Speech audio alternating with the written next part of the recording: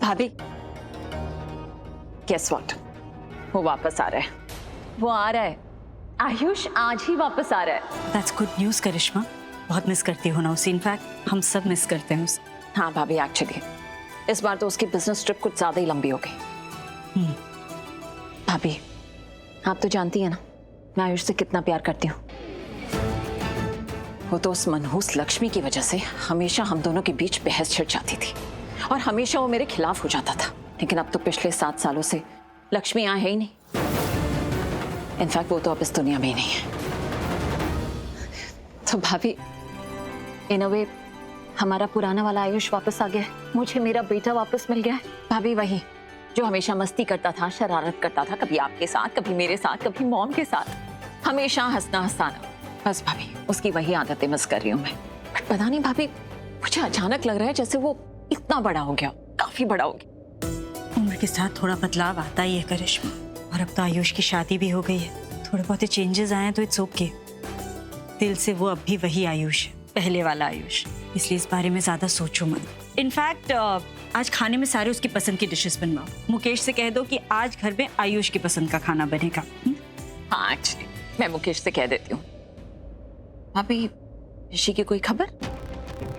Mummy जी की बात हुई है, वो आज घर आ जाएगा।